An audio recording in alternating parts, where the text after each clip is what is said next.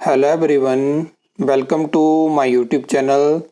इस वीडियो में हम जिन खबरों के ऊपर बात करने वाले हैं वो ऑलरेडी आपने देख ली होंगी और पिछले 2-3 दिन से आपको लगातार जो है वो सरकारी नौकरियों से रिलेटेड हो गया और हिमाचल में आगे जो फाइनेंशियली क्या स्थिति रहने वाली है उसके बारे में अलग अलग आंकड़े देखने को मिले। तो जैसे कि आपको पता होगा कि 2026 से जो है वो 16वां वित्त आयोग हिमाचल में शुरू हो जाएगा। तो इसमें क्या है कि कुछ ऐसी चीज़ें हमें पता चलती हैं जो कि लगातार मैं वैसे तो आपको इनडायरेक्टली बताता रहता था कि कुछ ऐसा होने वाला है और अभी उनके आंकड़े जो हैं वो आपके सामने रखे जाते हैं। वैसे तो ये वित्त आयोग के सामने आंकड़े रखे गए हैं, लेकिन जो है वो पब्लिकली न्यूज़पेपर में भी आपको ये चीज़ें देखने को मिली, जहाँ पे बताया गया कि घट रही सरकारी नौकरियां, वेतन पर खर्चा नियंत्रण से बाहर। तो अगर हम पहले से कंपेयर करें 2018-19 से, तो धीरे धीरे सरकारी नौकरियां कम हुई है, जो कि मैं आपको लगातार बताता रहता हूं। लेकिन जो सैलरी है, तो जो नया पे कमीशन हिमाचल में आया तो उससे जो है वो 59% जो है वो इंक्रीज हुई सैलरी, मतलब अतिरिक्त बोझ सरकार पे पड़ा। तो यहाँ पे आप देख सकते हो कि नए पे कमीशन के बाद से 59% बढ़ गया सैलरी का खर्चा। तो यहाँ पे ये एक चीज़ है। इसके बाद अगर हम नेक्स्ट बात करें तो सरकारी नौकरी का तो ट्रेंड नेगेटिव में जा रहा है, लेकिन जो हिमाचल में पेंशनर है वो धीरे धीरे बढ़ते जाएंगे, क्योंकि ओपीएस हिमाचल में शुरू हो चुकी है। तो 1 लाख से ज़्यादा जो एनपीएस के कर्मचारी थे वो ओपीएस उनको मिलेगी। तो वहाँ से क्या होगा कि अगले 5 सालों में 90,000 करोड़ जो है वो सरकार को चाहिए होंगे। लेकिन सरकार ने वैसे भी वित्त आयोग के सामने जो है वो ओपीएस बहाली का बचाव किया और कुछ इस तरह से आंकड़े रखे।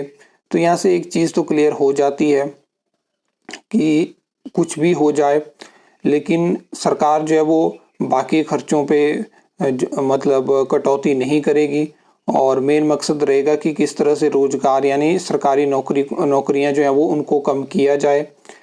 एक आंकड़ा ये भी कहता है कि मतलब लगभग 10,000 अगर आप अधिकारी या कर्मचारी टोटल मान के चलो तो हर साल रिटायर हो रहे हैं और लगभग 3,000 लोगों की नियुक्ति भी एक साल में नहीं हो पा रही है।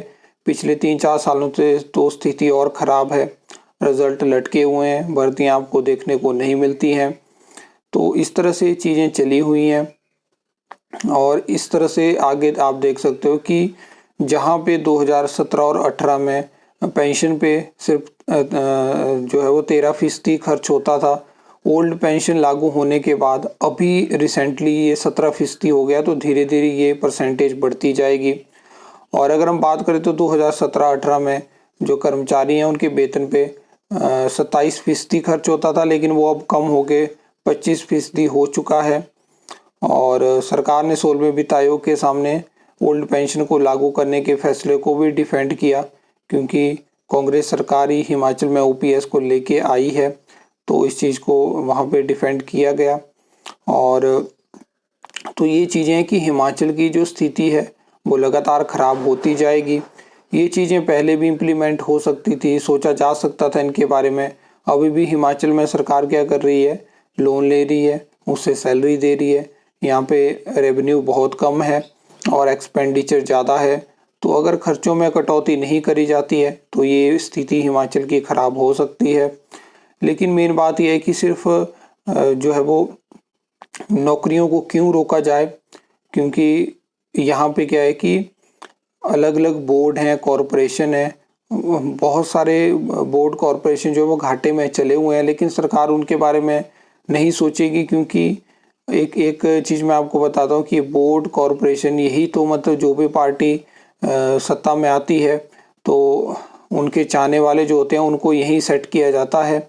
और यही पिछले साल से आप देखोगे कि तो इन्हीं में ज़्यादातर भर्तियां आपको देखने को मिलेगी। आपको डिपार्टमेंट में ज़्यादा भर्तियां देखने को नहीं मिलेगी, क्योंकि वहाँ इस तरह से रिक्रूटमेंट नहीं हो पाती है। अगर होती भी है तो वो आपको आउटसोर्स बेसिस पे देखने को मिलती है। तो ये कुछ ऐसी चीज़ें हैं जिनके बारे में आपको पता होना चाहिए। बाकी इसके अलावा आपको क्या लगता है, आप वो कमेंट सेक्शन में बता सकते हो। आपके पास कुछ और आंकड़े तो वो भी शेयर कर सकते हो ताकि मैं उनको बाकी लोगों के साथ शेयर कर पाऊँ।